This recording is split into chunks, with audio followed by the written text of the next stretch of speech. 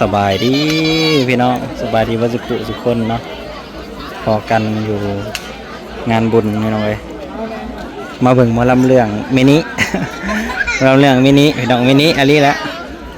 หมอลำเรื่อง20,000ปลายมินิคักๆเลย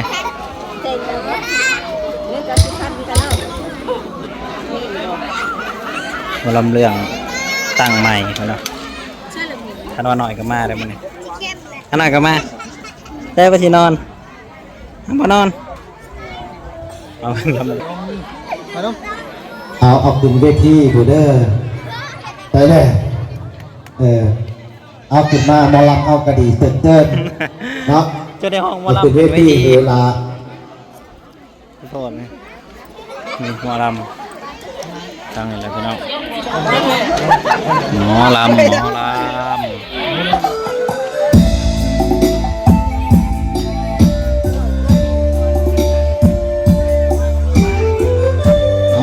เชิญนั่งนะครับบอยแล้วจะผ้าเพิ่นขึ้นก่อนผ้าขึ้นที่ไปย่านห้านนี่แหละบัดนี้เนาะเอาขึ้นไปกันแม่ขึ้นไป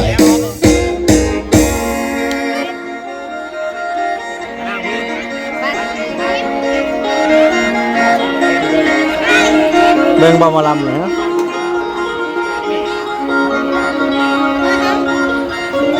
เอาคือว่า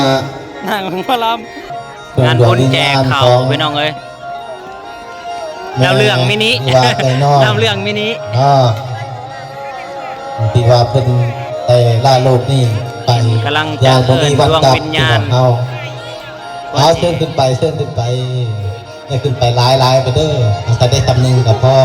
ยันห่างฮักห่างหน่อยเขาได้แห้งกันที่ขึ้นไปเต็มโอ้ยถามหมอลำคนก่อนหมอลำไม่ยิ่งมีแต่หมอลำภายใต้มาโมมี่ได้พี่น้องเขาเนาะเอาเคยเห็นอยู่บ่ฮะเคยเห็นอยู่บ่มาเบิ่งลำเรื่องมาหน่อยกันเลย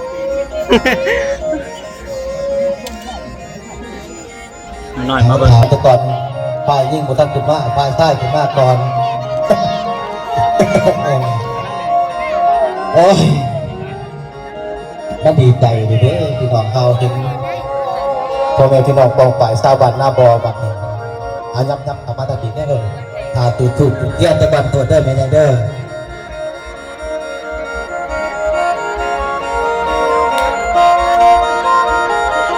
เอาโทษเด้อตาตายเด้อหนึ่งหมอลำตายแน่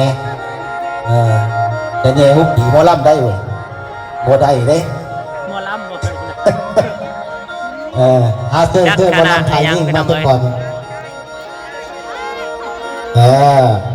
จะนั่งทั้งนั้นก็ได้ดอกบ่ต้องมาไกลข่อยเห็นว่าเป็นนั่งอีกที่ว่าไกลให้อีกก็บ่ได้เลยนั่งอีกวันนึง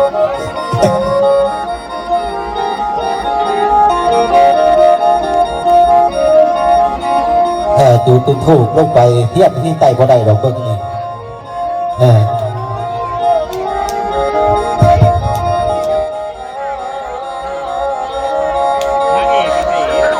ได้นางเอกนะมาแล้วนางเอกก็ไปไม่ง่ายคือเป็นต้นนรกซะ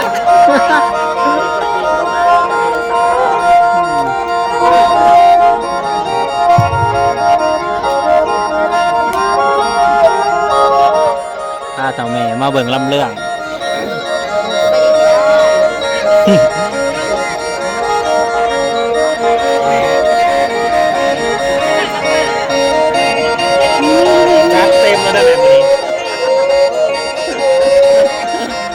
พ่อมันอยู่บ่ไม่ใหญ่พ่อมันอยู่บ่สามีได้จ้ะมันยิงหมกปุ้งสามีมันยิงหมกปุ้งเอาคือบ่รับจะเกลือล่ะฮะโดยแม่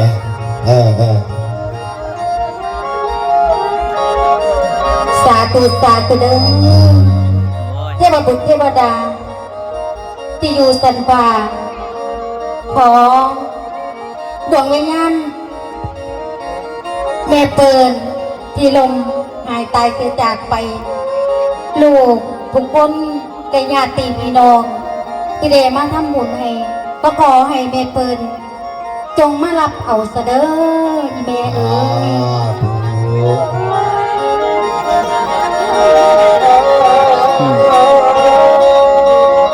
โอ้ยโอ้ย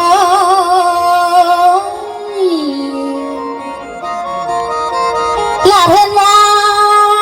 บุญเอ๋ยบุญจ้าพันผู้จนกันเพื่อแพ้โอ้ที่ไปให้พ่อทำบุญไปให้แม่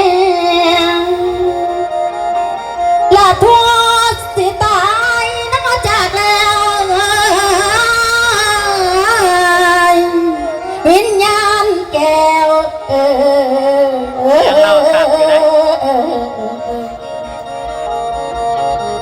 ไปดูใจโอ้ยวิญญาณแก้วไปดูใจแสน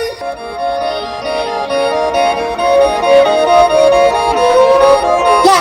อันนี้ละแม่เอ้ยแม่ละเพื่อนว่าบุญคุณสั่งวันงานเลี้ยงแก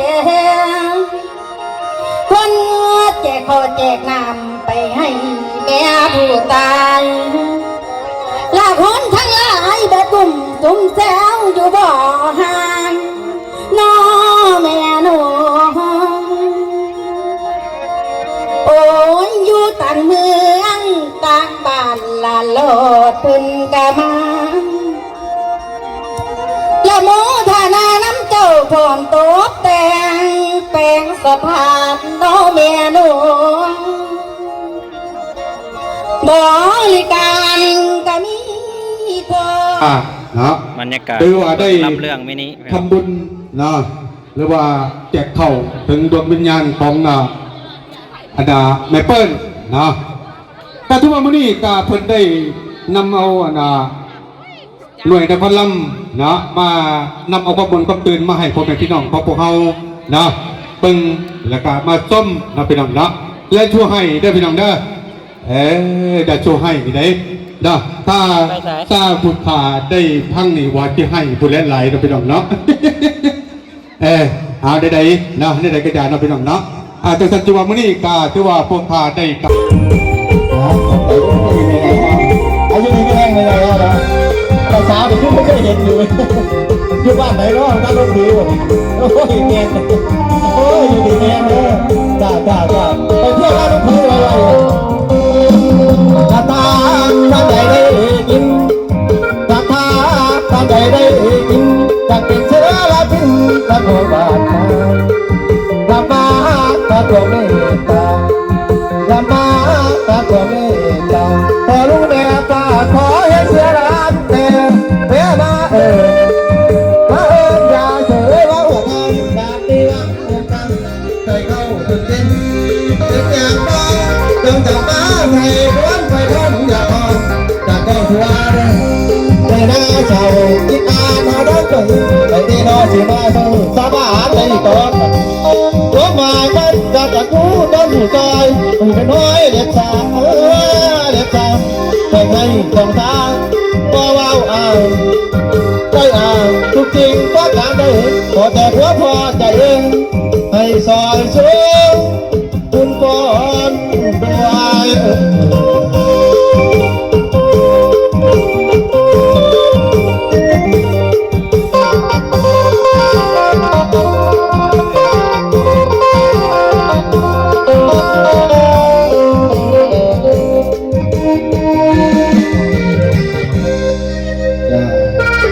อย่าข่าวลงไม่หลุดอย่าข่าวลงอย่าข่าวลงอีลาว่าพอได้เงินแล้วพอจะยืมไม่ดีกว่าอย่างเดี๋ยวพอจะให้ยี่ดอก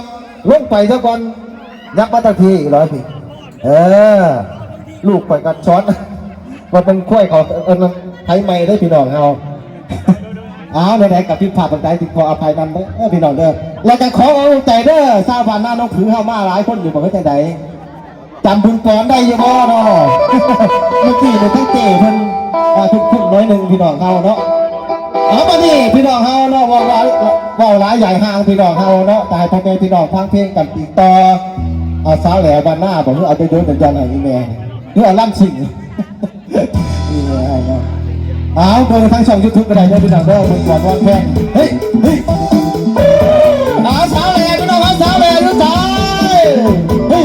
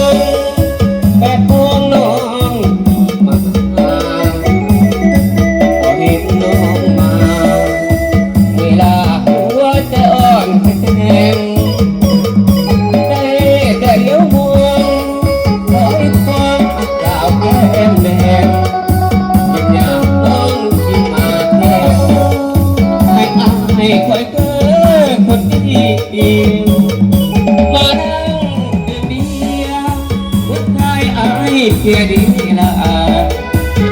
ได้เป็นน้องกันไอ้ขาดอยู่เด้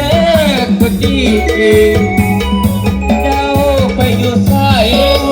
ลงไรแต่ที่ดีไอ้จบอีกคำบ่มีของดีไปไอ้กันลื่นลงบ้านลำบากบ่มีความ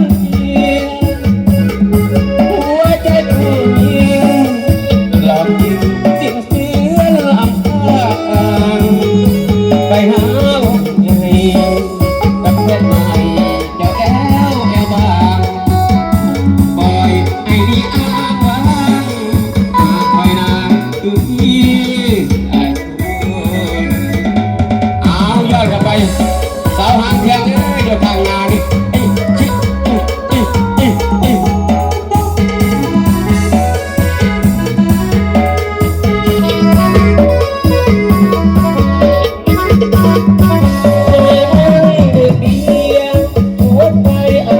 เกียดีละได้เป็นน้องกันมาไอ้ขาดเจ้าเด้อคนดีเจ้าไปอยู่ใส่ลงไหลเกิดมีดีที่อ้ายเกิดถ้าบ่มีน้องดีคอยอ้ายแค่นั้นดินลงป่าลำบากบ่มีความจริงหัวใจผู้หญิงหลอกกินสิ่งเสืออำเภอไปหาวงให้กับเพื่อนใหม่เจ้าแล้วบางปล่อยไอ้นี่อ้างว้างหากให้นางอยู่ที่ได้พูดครับได้พี่น้องเอ้ยพอกันใหม่มาจอเบิ่งซื่อ